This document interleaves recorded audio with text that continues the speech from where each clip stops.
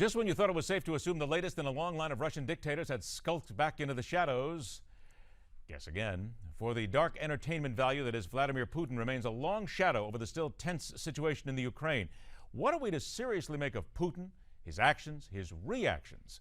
And what, if anything, his sometimes maddening moves will mean for the United States, the Middle East, and even global security? Welcome to MidPoint. International security expert and American diplomat to Russia and the Ukraine, former Deputy Assistant Inspector General Paul Janiczek joins us. Paul, thank you so much for being here today. Thank you ever so much for having me. It's a pleasure. Paul, what caught my attention in all this certainly is a headline, as it does all too often. And this one comes from the pages of Pravda, of course, and we all know what Pravda is. It is the government mouthpiece more than anything else in Russia. But it's always interesting to see how they post the world and how they look at the world. The headline said, Putin is well aware of threats U.S. dictatorship poses to entire world. Obviously, he spends a tremendous amount of time trying to tell people that he is a benevolent and a wonderful leader. But is there anything else behind what Putin is doing here with all the latest rhetoric? Putin's game is very simple. He is a Russian nationalist. He is not a Soviet.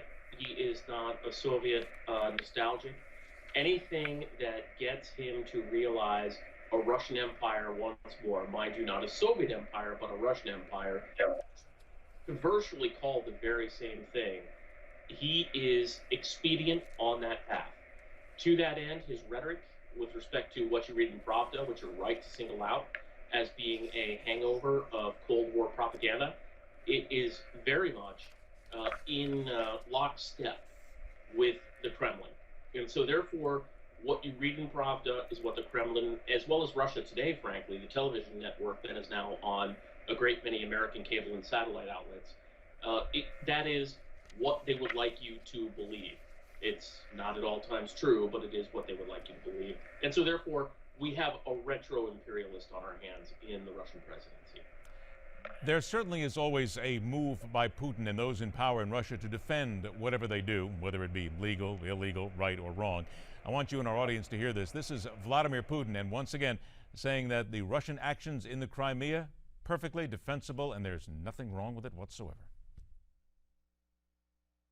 As you saw in Ukraine, our compatriots found themselves under threat. It's Russians and people of other ethnic groups, their language and their rights that are guaranteed by European conventions. These are Russian-speaking people. These are people who feel themselves as part of the great Russian world. It's not ethnic Russians necessarily, but those who feel themselves as Russians. We've seen this before. It's bombast, it's hyperbole, and all it is, quite frankly, is a lot of hot air as the rest of the world looks at what any Russian dictator is saying here. But what is the end game here, Paul? Does he really have one? I mean, you mentioned, of course, the fact that he would like to see Russia being the most powerful force in the world. He would like to have a Russian empire globally. But in essence and honestly, what's his realistic endgame here?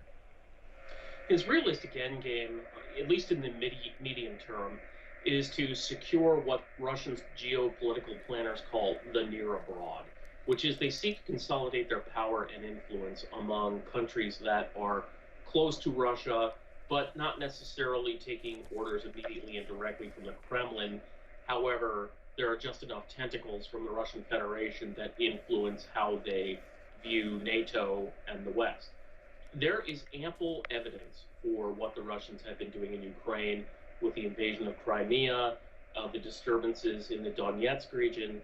There are places like Nagorno-Karabakh where the Russians fomented enmity between the Azerbaijani Republic as well as the Armenians.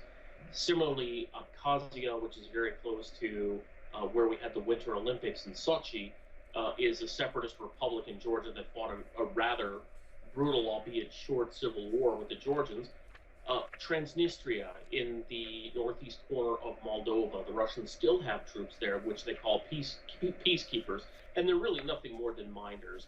And so this is the Russian playbook. What they do is they foment tension with a certain set of an ethnic minority that they brand as Russophone, if you will, and present themselves as a solution after the conflict has already broken in their favor. We have mentioned Ukraine here briefly in this discussion here. There seems to be a thinking process with some people that the threat of new sanctions, strategic challenge of occupying eastern Ukraine itself, that Putin may now have blinked in the last couple of weeks or so and is not nearly as forceful as he was. Would you agree with that? I would agree with that. I believe that whatever aid the United States has given, quite quietly, some would say covertly, that might be a mistake to assume that, but it's certainly been very quiet.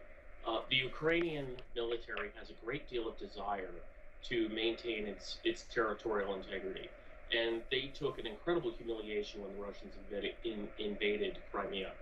And so therefore, I believe that the Ukrainian military had something to prove.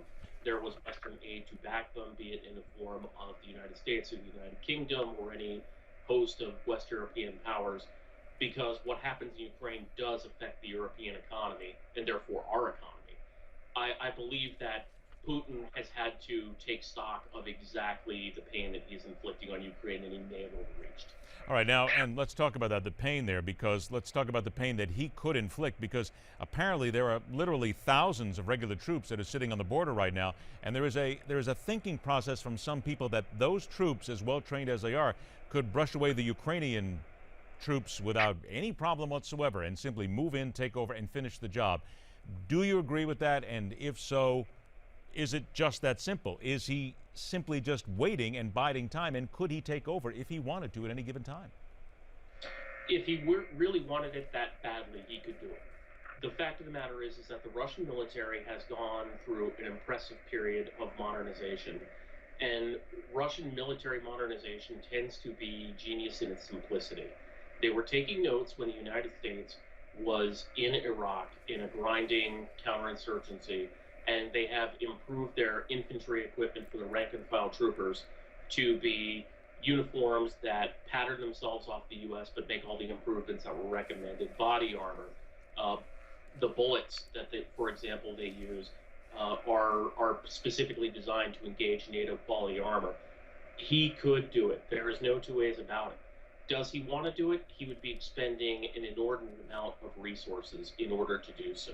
And so therefore, I believe that his game at this point is he'll co-opt popular sentiment in the Donetsk region, which feels much more fealty towards the Russian Republic, the Russian Federation, than it does towards Kiev, which they believe an absentee landlord. And so therefore, he will make them his henchmen and his proxy.